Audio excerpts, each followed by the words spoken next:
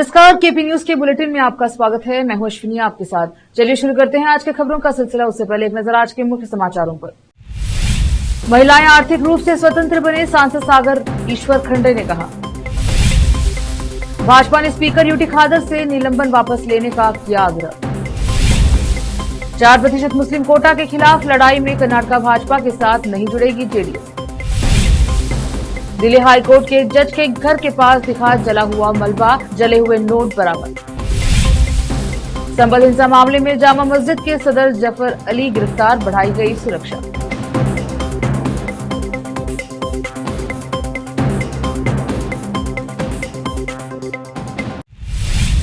समाचारों का सिलसिला शुरू करते हुए देखते हैं समाचार विस्तार से। बीदर के सांसद सागर ईश्वर खंडे ने कहा कि महिलाओं को आर्थिक रूप से स्वतंत्र बनना चाहिए और मुख्य धारा में आना चाहिए। वे रविवार को प्रतापनगर स्थित सरकारी कर्मचारी सामुदायिक भवन में कौशल विकास, उद्यमिता एवं आजीविका विभाग, राष्ट्रीय ग्रामीण आजीविका मिशन तथा जिला पंचायत बीदर द्वारा आयोजित अंतर्राष्ट्रीय महिला दिवस 2025 एवं जिला स्तरीय प्रदर्शनी एवं बिक्री मेले का उद्घाटन करते हुए बोल रहे थे। महिलाओं के लिए आर्थिक रूप से मजबूत होना बहुत जरूरी है, क्योंकि अगर वे आर्थिक रूप से अपने परिवार या पति पर निर्भर हैं तो उन्हें जैसे कहा जाएगा वैसे ही जीवन जीना होगा। यदि आप आर्थिक रूप से स्वतंत्र हैं तो आप स्वतंत्र रूप से यह रह सकते हैं और आप पर किसी प्रकार का प्रतिबंध नहीं होगा। इसलिए कर्नाटक में हमारी कांग्रेस सरकार ने 5 गारंटी दी है। महिलाओं को मुफ्त बस यात्रा, 2000 रूपये मासिक सब्सिडी, 10 किलो चावल और 200 यूनिट मुफ्त बिजली दी जा रही है। उन्होंने कहा कि इससे महिलाएं शांतिपूर्ण जीवन जीने में सक्षम हुई है। विशेष संवाददाता की रिपोर्ट।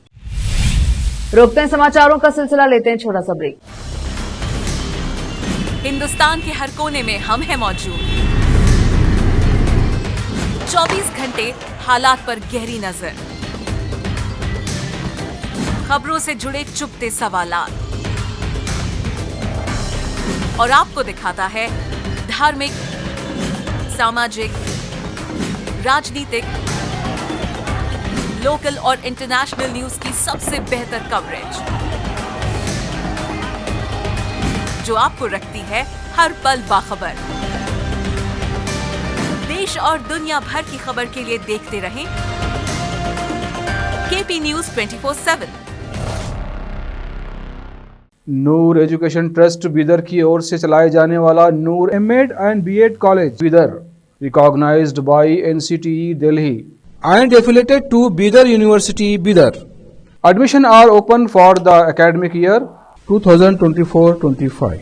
विशेषज्ञ और सक्षम शिक्षकों द्वारा शिक्षा प्राप्त करने के लिए नूर एमएड एंड बीएड कॉलेज में दाखिला लें और शांत वातावरण में शिक्षा प्राप्त करें। बीदर शहर में बेहतर शिक्षा का एकमात्र केंद्र Noor MEd and BEd college, Shahpur gate, Bidar. Phone numbers 9945283920, 8482221297।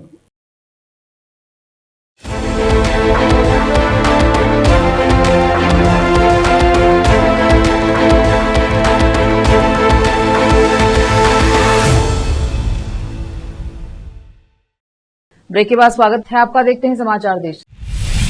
Bhajpa के प्रदेश अध्यक्ष बीवाई विजेंद्र, विधानसभा में विपक्ष के नेता आर अशोक और विधायक वी सुनील कुमार सहित वरिष्ठ भाजपा नेताओं ने विधानसभा अध्यक्ष यूटी खादर से 18 विधायकों को 6 महीने के लिए निलंबित करने के आदेश को वापस लेने का आग्रह किया। बेंगलुरु में मीडिया कर्मियों से बात करते हुए विजेंद्र ने स्पीकर के फैसले को अवैध, असंवैधानिक, एकतरफा और मनमाने ढंग से लिया गया बताया। उन्होंने कहा कि स्पीकर ने न केवल विधायकों का बल्कि उनके निर्वाचन क्षेत्रों के लोगों का भी अपमान किया है। उन्होंने कहा कि निलंबित विधायकों को विधानसभा लॉबी या हॉल में प्रवेश करने से रोक दिया गया है। विजेंद्र ने पूछा क्या वे आतंकवादी या नक्सली हैं। उन्होंने विधायकों को स्थायी समिति की बैठकों में भाग लेने से रोकने के अध्यक्ष के फैसले पर भी आपत्ति जताई। अशोक ने कहा कि भाजपा विधायक विधानसभा के सम्मान और प्रतिष्ठा की रक्षा के लिए लड़ रहे थे, लेकिन अध्यक्ष ने हिटलर की तरह व्यवहार किया। उन्होंने कहा, मैंने आज सुबह अध्यक्ष से बात की और उन्हें बताया कि उनके फैसले से विधानसभा का सम्मान नहीं होगा। उन्होंने कहा कि पहली बार सदस्यों को 6 महीने के लिए निलंबित किया गया। उन्होंने कहा, क्या अध्यक्ष और कांग्रेस के बीच कोई समझौता है? भाजपा नेता ने कहा कि वे निलंबित विधायकों के साथ मजबूती से खड़े रहेंगे और विधानसभा में प्रवेश नहीं करेंगे तथा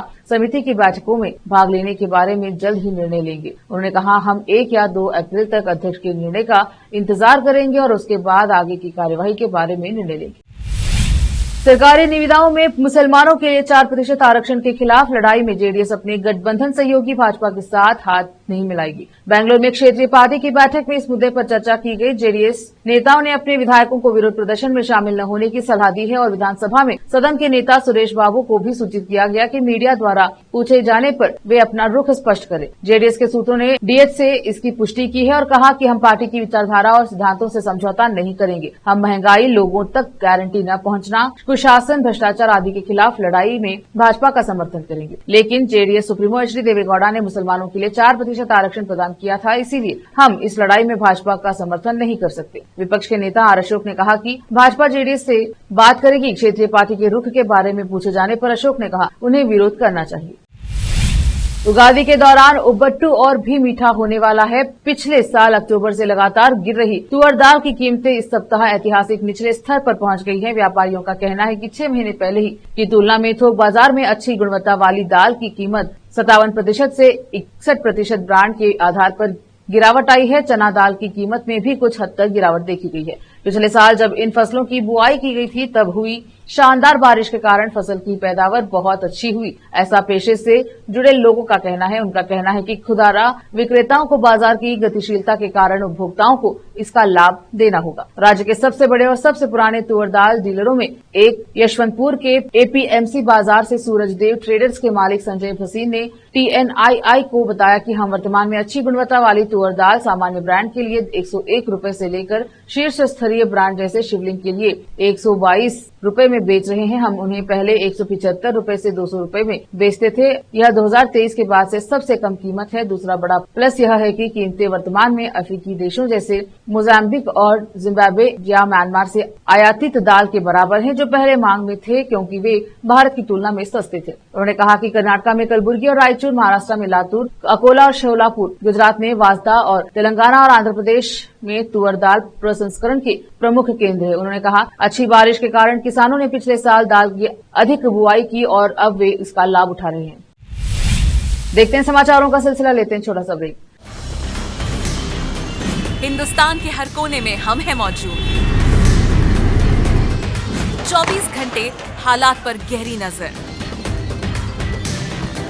खबरों से जुड़े चुपते सवालात और आपको दिखाता है धार्मिक, सामाजिक, राजनीतिक, लोकल और इंटरनेशनल न्यूज की सबसे बेहतर कवरेज, जो आपको रखती है हर पल बाखबर। देश और दुनिया भर की खबर के लिए देखते रहें KP News 24/7। Noor education trust Bidar की ओर से चलाए जाने वाला Noor MEd and BEd college Bidar, recognised by NCTE Delhi and affiliated to Bidar University, Bidar, admission are open for the academic year 2024-25। विशेषज्ञ और सक्षम शिक्षकों द्वारा शिक्षा प्राप्त करने के लिए नूर एमएड एंड बीएड कॉलेज में दाखिला लें और शांत वातावरण में शिक्षा प्राप्त करें। बीदर शहर में बेहतर शिक्षा का एकमात्र केंद्र Noor MEd and BEd college, Shahpur gate, Bidar. Phone numbers 9945283920, 8482221297।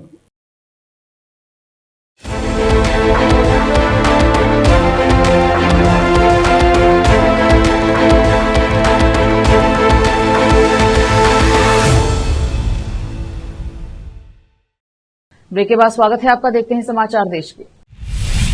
Delhi high court के एक जज के आवास के पास जले हुए नोट बरामद हुए। इसका वीडियो भी सामने आया है जिसमें जले हुए नोट दिखाई दे रहे हैं। बता दें कि हाल ही में ये दावा किया गया था कि दिल्ली हाईकोर्ट ने एक जज के आवास से बड़ी मात्रा में जले हुए नोट मिले। सफाई कर्मचारी इंद्रजीत ने बताया, हम इस सर्कल में काम करते हैं, हम इस सड़कों से कूड़ा इकट्ठा करते हैं। हम 4 से 5 दिन पहले यहाँ सफाई कर रहे थे और कूड़ा इकट्ठा कर रहे थे, तभी हमें 500 रुपए के जले हुए नोटों के कुछ छोटे छोटे टुकड़े मिले। हमें उसी दिन मिले थे, अब हमें 1 से 2 टुकड़े मिले हैं। हमें नहीं पता कि आग कहाँ लगी, हम सिर्फ कूड़ा इकट्ठा करते हैं। सफाई कर्मचारी सुरेंद्र ने बताया, हम इन कूड़ा उठाने वाली गाड़ियों के साथ काम करते हैं, हम कूड़ा इकट्ठा करते हैं। हमें 500 रुपए के जले हुए नोट मिले, 4 से 5 दिन हो गए हैं, हमें अभी भी कुछ टुकड़े मिले हैं। दरअसल जज के घर में आग लग गई थी और उस वक्त वह घर पर नहीं थे। इस दौरान पुलिस और दमकल कर्मियों ने आग तो बुझा दी, लेकिन दावा किया कि इस घर से बड़ी संख्या में जले हुए नोट भी बरामद हुए। हालांकि नोटों का यह ढेर जलकर खाक हो गया। इसके बाद ये खबर तेजी से हाईकमान तक पहुंच गई और मामला सुप्रीम कोर्ट तक पहुंच गया। संभल के शाही जामा मस्जिद के सदर जफर अली को एसआईटी टीम ने पूछताछ के लिए गिरफ्तार कर लिया है। जिस गाड़ी में जफर अली को पुलिस बैठक लेकर गई, उस गाड़ी के साथ वकीलों ने प्रदर्शन करते हुए नारेबाजी की और साथ ही संभल पुलिस के खिलाफ नारेबाजी करते हुए गाड़ी के पीछे पीछे दौड़ते नजर आए। जामा मस्जिद सदर प्रमुख और शाही मस्जिद कमेटी के प्रमुख जफर अली को उनके बेटे के साथ पूछताछ के लिए संभल थाने बुलाया गया था। शाही मस्जिद कमेटी के प्रमुख जफर अली को कोतवाली से चंदौसी कोर्ट ले जाया गया था और बाद में उन्हें गिरफ्तार कर लिया गया। संभल हिंसा को लेकर न्यायिक आयोग की टीम ने 2 दिन के लिए संभल आई। पहले दिन 29 और दूसरे दिन लगभग 15 बयान दर्ज किए गए। इस मामले में संभल के डीएम और एसडीएम एडीएम भी बयान लिया गया। संभल हिंसा मामले में पुलिस ने 124 आरोपियों के खिलाफ कुल 1200 पेज की चार्जशीट दाखिल की है। मामले में पुलिस ने 12 प्राथमिकी दर्ज की, जिसमें 2750 लोगों को आरोपी बताया गया।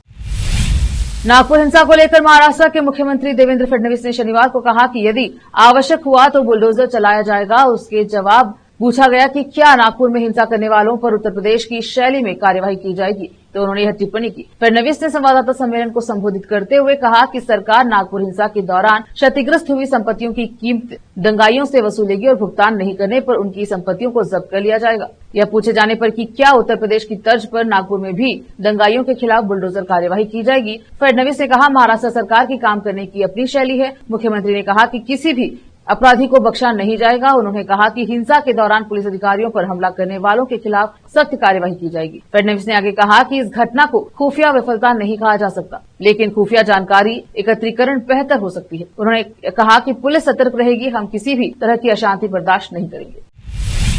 जिले में सौरभ की हत्या से सनसनी फैल गई है। वहीं इस हत्या के मामले में सौरभ की पत्नी मुस्कान और उसके प्रेमी साहिल को पुलिस ने गिरफ्तार कर लिया है। वहीं अब दोनों को जेल में बंद किया गया है। मेरठ जेल के वरिष्ठ जिला अधीक्षक वीरेश राज शर्मा का कहना है कि दोनों को नशे की लत लग गई है। हालांकि दोनों को दवाई दी जा रही है, जिससे लत छूटने की उम्मीद है। वहीं पुलिस की टीम कल जेल में ही दोनों का बयान दर्ज करेगी। इसके अलावा कोर्ट में दोनों के रिमांड की भी मांग की जाएगी। इस मामले में मेरठ के वरिष्ठ जेल अधीक्षक वीरेश राज शर्मा ने बातचीत के दौरान कई अहम जानकारियां दी। उन्होंने बताया कि 3 दिन पहले जब जेल में दोनों को लाया गया तो दोनों साथ और पास में रहना चाहते थे, लेकिन हमने बताया कि ऐसा संभव नहीं है। पुरुष जेल और महिला जेल दूर है, जिसके बाद वह मान गए और खाना पीना शुरू कर दिया। उन्होंने बताया कि दोनों को नशे की लत है। चिकित्सक ने इनका परीक्षण कराया तो पता लगा कि इनको नशे की लत है। इस वजह से इन्हें नशा मुक्ति केंद्र में ले जाना पड़ेगा, इसकी दवाई भी शुरू करनी पड़ेगी। उन्होंने बताया कि ये दोनों किस तरह का नशा करते थे और ये तो नहीं बता सकते, लेकिन नशा और इंजेक्शन लेते थे। शहर में पिछले साल 10 सितंबर को सेक्टर 10 स्थित एक कोठे में हैंड ग्रेनेड से हमला किया गया था। इस धमाके को लेकर एनआईए ने स्पेशल कोर्ट में चार्जशीट दाखिल की, जिसमें बड़ा खुलासा हुआ। चार्जशीट के मुताबिक कोठी में ब्लास्ट करने के लिए जिस हैंड ग्रेनेड का प्रयोग किया गया था, वो hand grenade Pakistan made HG-84 था। इस मामले में एनआईए ने चार्जशीट में पाकिस्तान में बैठे आतंकवादी हरविंदर सिंह रिंदा और यूएसए से ऑपरेट कर रहे गैंगस्टर से आतंकी बने हैप्पी पसिया को भी बतौर आरोपी शामिल किया है। इन दोनों के आतंकियों के इशारे पर वारदात को अंजाम दिया। ड्रोन के माध्यम से पाकिस्तान से पंजाब के रास्ते चंडीगढ़ में हैंड ग्रेनेड भेजे जाने की आशंका जताई गई। इस मामले की अगली सुनवाई 15 अप्रैल को होगी। बता दें कि इससे पहले पंजाब पुलिस ने दावा किया था कि चंडीगढ़ ग्रेनेड धमाके की साजिश पाकिस्तान स्थित आतंकवादी हरविंदर सिंह रिंदा और अमेरिकी स्थित गैंगस्टर हरप्रीत सिंह उर्फ हैप्पी पासिया ने रची थी। पुलिस ने इस मामले में एक मुख्य आरोपी को गिरफ्तार भी किया था। दावा है कि आतंकवादी हरविंदर सिंह रिंदा को पाकिस्तान की खुफिया एजेंसी IAI का समर्थन प्राप्त है। पिछले साल सितंबर महीने में चंडीगढ़ के सेक्टर 10 स्थित मकान में विस्फोट हुआ था। इस विस्फोट के बाद मकान मालिक ने दावा किया था कि ऑटो में सवार 2 लोगों ने हथगोला फेंका था। पुलिस ने बताया कि केंद्रीय एजेंसियों के साथ संयुक्त अभियान में मुख्य आरोपी की गिरफ्तारी की गई है। एक बार फिर से रोकते हैं समाचारों का सिलसिला, लेते हैं छोटा सा ब्रेक। हिंदुस्तान के हर कोने में हम हैं मौजूद। 24 घंटे हालात पर गहरी नजर, खबरों से जुड़े चुपते सवालात और आपको दिखाता है धार्मिक, सामाजिक, राजनीतिक, लोकल और इंटरनेशनल न्यूज की सबसे बेहतर कवरेज, जो आपको रखती है हर पल बाखबर। देश और दुनिया भर की खबर के लिए देखते रहें KP News 24/7 Noor education trust Bidar की ओर से चलाए जाने वाला Noor MEd and BEd college Bidar recognised by NCTE Delhi and affiliated to Bidar University, Bidar. Admission are open for the academic year 2024-25. विशेषज्ञ और सक्षम शिक्षकों द्वारा शिक्षा प्राप्त करने के लिए नूर एमएड एंड बीएड कॉलेज में दाखिला लें और शांत वातावरण में शिक्षा प्राप्त करें। बीदर शहर में बेहतर शिक्षा का एकमात्र केंद्र Noor MEd and BEd college, Shahpur gate, Bidar. Phone numbers 9945283920, 8482221297।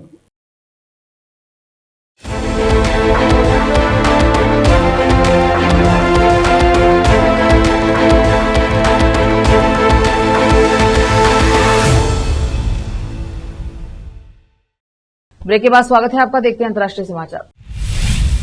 Israel और हमास में संघर्ष विराम टूटने के बाद से ही दोबारा जंग शुरू हो गई है। यह अब जंग एक बार फिर मध्य पूर्व में भयानक रूप धारण करने जा रहा है। पिछले 5 दिनों में गाजा में इजरायली हमले में 600 से ज्यादा मौतें हुई हैं। वहीं लेबनान में ताजा हमले में काफी संख्या में लोग मारे गए। गाजा पर हमले के जवाब में हमास आतंकी यमन की हूथियों और लेबनान में से हिजबुल्लाह लड़ाके मिलाकर इजराइल पर हमला कर रहे हैं। इसी बीच गाजा के स्वास्थ्य मंत्रालय ने युद्ध में मौतों का खौफनाक मंजर दर्शाने वाला आंकड़ा जारी किया है। गाजा का कहना है कि इजराइल हमास युद्ध में 50,000 से अधिक फिलिस्तीनी मारे गए। गाजा के स्वास्थ्य मंत्रालय ने बताया कि युद्ध में अब तक 1,13,000 से अधिक लोग घायल हुए हैं। रविवार को साझा की गई इस जानकारी में 673 मृतक भी शामिल हैं, जो पिछले सप्ताह युद्ध विराम समाप्त करने के बाद इजराइल द्वारा अचानक किए गए हवाई हमलों में मारे गए। मंत्रालय ने इस बात को स्पष्ट नहीं किया कि मृतकों में कितने आम नागरिक और कितने लड़ाके शामिल हैं।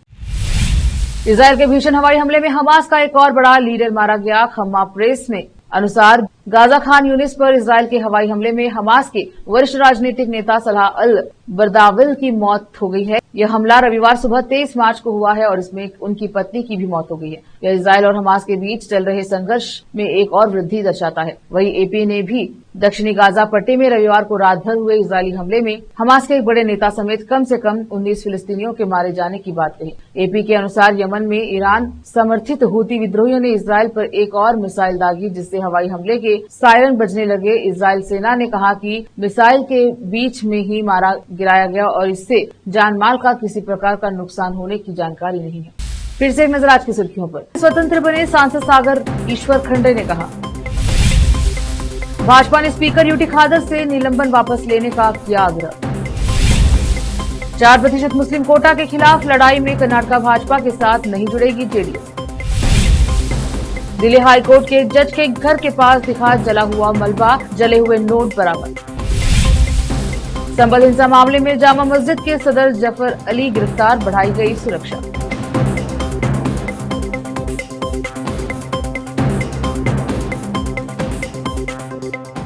केपी न्यूज के बुलेटिन में अब तक के लिए इतना ही। देखते रहिए केपी न्यूज 24/7। अधिक जानकारी के लिए केपी न्यूज 24/7 को लाइक, शेयर एंड सब्सक्राइब जरूर करें। धन्यवाद।